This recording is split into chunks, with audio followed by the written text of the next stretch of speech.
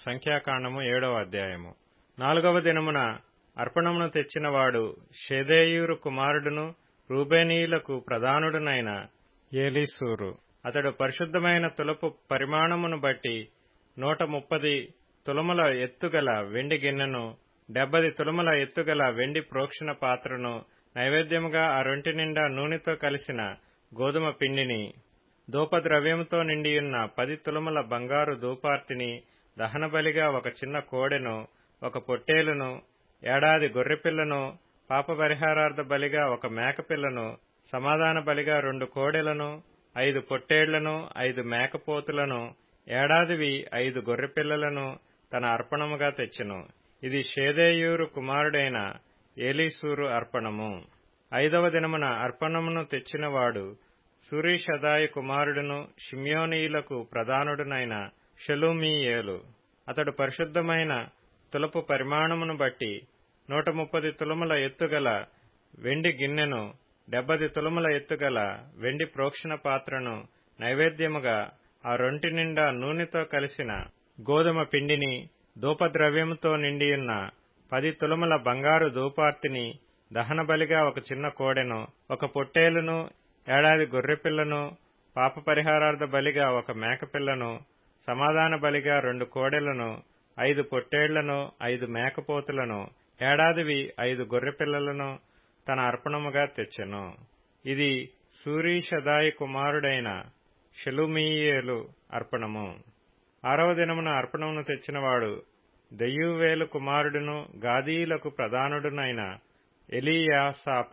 అతడు పరిశుద్ధమైన తులపు పరిమాణమును బట్టి 130 తులముల ఎత్తుగల వెండి గిన్నెను, 70 తులముల ఎత్తుగల వెండి ప్రోక్షణ పాత్రను, నైవేద్యముగా ఆ రొంటి నిండా నూనెతో కలిసిన గోధుమ పిండిని, ధూపద్రవ్యముతో నిండియున్న 10 తులముల బంగారు ధూపార్తిని, దహనబలిగా ఒక చిన్న కోడెను, ఒక పొట్టేలును, ఏడాది గొర్రెపిల్లను, పాపపరిహారార్థ బలిగా ఒక మేకపిల్లను, సమాధాన బలిగా 2 కోడెలను, 5 పొట్టేళ్లను, 5 మేకపోతులను, ఏడాదివి 5 గొర్రెపిల్లలను తన అర్పణముగా తెచ్చెను. ఇది దెయూవేలు కుమారుడైన ఎలీయాసాప అర్పణము. 7వ దినమున అర్పణమును తెచ్చినవాడు అమీహూదు కుమారుడును ఎఫ్రాయిమీలకు ప్రధానుడునైన ఎలీషామా. అతడు పరిశుద్ధమైన తులపు పరిమాణమును బట్టి 130 తులముల ఎత్తుగల వెండి గిన్నెను, 70 తులముల ఎత్తుగల వెండి ప్రోక్షణ పాత్రను, నైవేద్యముగా ఆ రొంటి నిండా నూనెతో కలిసిన గోధుమ పిండిని, ధూపద్రవ్యముతో నిండియున్న 10 తులముల బంగారు ధూపార్తిని, దహనబలిగా ఒక చిన్న కోడెను, ఒక పొట్టేలును, ఏడాది గొర్రెపిల్లను, పాపపరిహారార్థ బలిగా ఒక మేకపిల్లను, సమాధాన బలిగా 2 కోడెలను, 5 పొట్టేళ్లను, 5 మేకపోతులను, ఏడాదివి 5 గొర్రెపిల్లలను తన అర్పణముగా తెచ్చెను. ఇది అమీహూదు కుమారుడైన ఎలీషామా అర్పణము. 8వ దినమున అర్పణమును తెచ్చినవాడు పెదాసూరు కుమారుడును మనష్షీయులకు ప్రధానుడునైన గమలీయేలు. అతడు పరిశుద్ధమైన తులపు పరిమాణమును బట్టి 130 తులముల ఎత్తుగల వెండి గిన్నెను, 70 తులముల ఎత్తుగల వెండి ప్రోక్షణ పాత్రను, నైవేద్యముగా ఆ రొంటి నిండా నూనెతో కలిసిన గోధుమ పిండిని, ధూపద్రవ్యముతో నిండిన 10 తులముల బంగారు ధూపార్తిని, దహనబలిగా ఒక చిన్న కోడెను, ఒక పొట్టేలును, ఏడాది గొర్రెపిల్లను, అపరాధ పరిహారార్థ బలిగా ఒక మేకపిల్లను, సమాధాన బలిగా 2 కోడెలను, 5 పొట్టేళ్లను, 5 మేకపోతులను, ఏడాదివి 5 గొర్రెపిల్లలను తన అర్పణముగా తెచ్చెను. ఇది పెదాసూరు కుమారుడైన గమలీయేలు అర్పణము. 9వ దినమున అర్పణమును తెచ్చినవాడు గిద్యోనీ కుమారుడును బెన్యామీనీయులకు ప్రధానుడునైన అబీదాను. అతడు పరిశుద్ధమైన తులపు పరిమాణమును బట్టి 130 తులముల ఎత్తుగల వెండి గిన్నెను, 70 తులముల ఎత్తుగల వెండి ప్రోక్షణ పాత్రను, నైవేద్యముగా ఆ రొంటి నిండా నూనెతో కలిసిన గోధుమ పిండిని, ధూపద్రవ్యముతో నిండియున్న 10 షెకెలుల బంగారు ధూపార్తిని, దహనబలిగా ఒక చిన్న కోడెను, ఒక పొట్టేలును, ఏడాది గొర్రెపిల్లను, పాపపరిహారార్థ బలిగా ఒక మేకపిల్లను, సమాధాన బలిగా 2 కోడెలను, 5 పొట్టేళ్లను 5 మేకపోతులను ఏడాదివి 5 గొర్రెపిల్లలను తన అర్పణముగా తెచ్చెను. ఇది గిద్యోనీ కుమారుడైన అబీదాను అర్పణము. 10వ దినమున అర్పణమును తెచ్చినవాడు అమీషదాయి కుమారుడును దానియేలుకు ప్రధానుడునైన అహీయెజెరు. అతడు పరిశుద్ధమైన తులపు పరిమాణమును బట్టి 130 తులముల ఎత్తుగల వెండి గిన్నెను, 70 తులముల ఎత్తుగల వెండి ప్రోక్షణ పాత్రను, నైవేద్యముగా ఆ రెంటిలో నూనెతో కలిసి నిండిన గోధుమ పిండిని, ధూపద్రవ్యముతో నిండియున్న 10 తులముల బంగారు ధూపార్తిని, దహనబలిగా ఒక చిన్న కోడెను, ఒక పొట్టేలును, ఏడాది గొర్రెపిల్లను, పాపపరిహారార్థ బలిగా ఒక మేకపిల్లను, సమాధాన బలిగా 2 కోడెలను, 5 పొట్టేళ్లను, 5 మేకపోతులను, ఏడాదివి 5 గొర్రెపిల్లలను తన అర్పణముగా తెచ్చెను. ఇది అమీషదాయి కుమారుడైన అహీయెజెరు అర్పణము. 11వ దినమున అర్పణమును తెచ్చినవాడు ఒక్రాను కుమారుడును ఆషేరీయులకు ప్రధానుడునైన పగీయేలు. అతడు పరిశుద్ధమైన తులపు పరిమాణమును బట్టి 130 తులముల ఎత్తుగల వెండి గిన్నెను, 70 తులముల ఎత్తుగల వెండి ప్రోక్షణ పాత్రను, నైవేద్యముగా ఆ రొంటి నిండా నూనెతో కలిసిన గోధుమ పిండిని, ధూపద్రవ్యముతో నిండియున్న 10 తులముల బంగారు ధూపార్తిని, దహనబలిగా ఒక చిన్న కోడెను, ఒక పొట్టేలును, ఏడాది గొర్రెపిల్లను, పాపపరిహారార్థ బలిగా ఒక మేకపిల్లను, సమాధాన బలిగా 2 కోడెలను, 5 పొట్టేళ్లను, 5 మేకపోతులను, ఏడాదివి 5 గొర్రెపిల్లలను తన అర్పణముగా తెచ్చెను. ఇది ఒక్రాను కుమారుడైన పగీయేలు అర్పణము. 12వ దినమున అర్పణమును తెచ్చినవాడు ఏనాను కుమారుడు నఫ్తాలీయులకు ప్రధానుడునైన అహీరా. అతడు పరిశుద్ధమైన తులపు పరిమాణమును బట్టి 130 తులముల ఎత్తుగల వెండి గిన్నెను, 70 తులముల ఎత్తుగల వెండి ప్రోక్షణ పాత్రను, నైవేద్యముగా ఆ రెంటి నిండా నూనెతో కలిసిన గోధుమ పిండిని, ధూపద్రవ్యముతో నిండియున్న 10 తులముల బంగారు ధూపార్తిని, దహన బలిగా ఒక చిన్న కోడెను, ఒక పొట్టేలును, ఏడాది గొర్రెపిల్లను, పాపపరిహారార్థ బలిగా ఒక మేకపిల్లను, సమాధాన బలిగా 2 కోడెలను, 5 పొట్టేళ్లను, 5 మేకపోతులను, ఏడాదివి 5 గొర్రెపిల్లలను తన అర్పణముగా తెచ్చెను. ఇది ఏనాను కుమారుడైన అహీరా అర్పణము.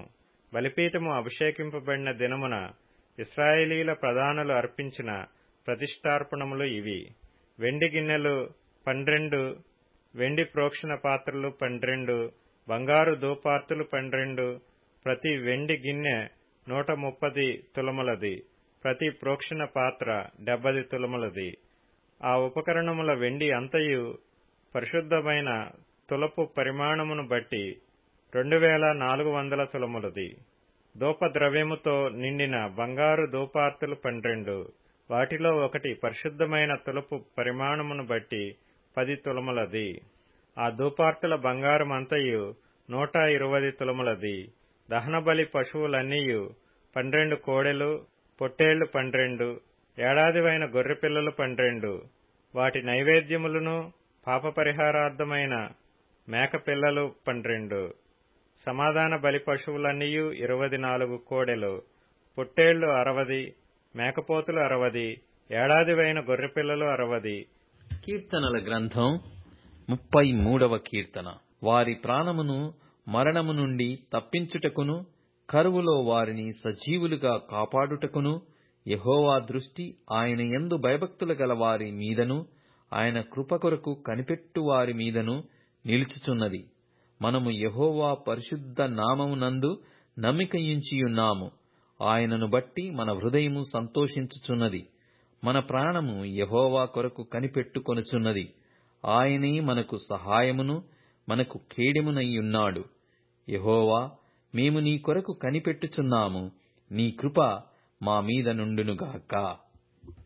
సామెతల గ్రంథం 8వ అధ్యాయం.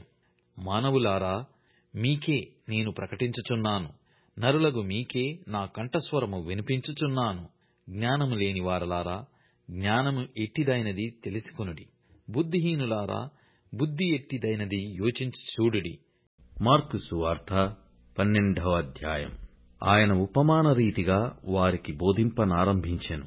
ఎట్లనగా ఒక మనుష్యుడు ద్రాక్షతోట నాటించి దాని చుట్టూ కంచె వేయించి ద్రాక్షల తొట్టి తొలిపించి గోపురము కట్టించి కాపులకు దానిని గుత్తకిచ్చి దేశాంతరము పోయెను.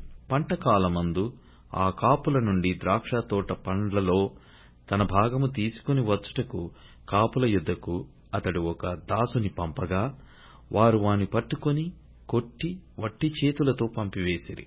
మరలా అతడు మరియొక దాసుని వారి యొద్దకు పంపగా వారు వాని తల గాయము చేసి అవమానపరచిరి. అతడు మరొకని పంపగా వానిని చంపిరి. అతడింక అనేకులను పంపగా వారు కొందరిని కొట్టిరి, కొందరిని చంపిరి. ఇంకనూ అతనికి ప్రియ కుమారుడు ఒకడుండెను గనుక వారు తన కుమారుని సన్మానించెదరనుకొని తుదకు వారి యొద్దకు అతనిని పంపెను. అయితే ఆ కాపులు, ఇతడు వారసుడు, ఇతని చంపుదము రండి, అప్పుడు స్వాస్థ్యము మనదగునని తమలో తాము చెప్పుకొని అతనిని పట్టుకొని చంపి ద్రాక్షతోట వెలుపల పారవేసిరి. కావున ఆ ద్రాక్షతోట యజమానుడేమి చేయును? అతడు వచ్చి ఆ కాపులను సంహరించి ఇతరులకు ద్రాక్షతోట ఇచ్చును గదా. మరియు ఇట్లు కట్టువారు నిరాకరించిన రాయి మూలకు తలరాయి ఆయెను.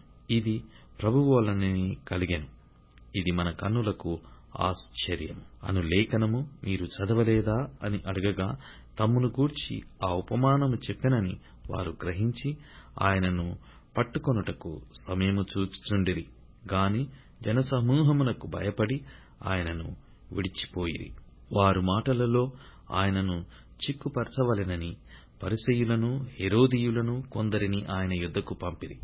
వారు వచ్చి, బోధకుడా, నీవు సత్యవంతుడవు, నీవు ఎవనిని లక్ష్యపెట్టని వాడవని మేమెరుగుదుము. నీవే మోమాటము లేనివాడవై దేవుని మార్గము సత్యముగా బోధించువాడవు. కైసరుకు పన్నిచ్చుట న్యాయమా కాదా, ఇచ్చెదమా ఇయ్యకుందుమా అని ఆయననడిగిరి.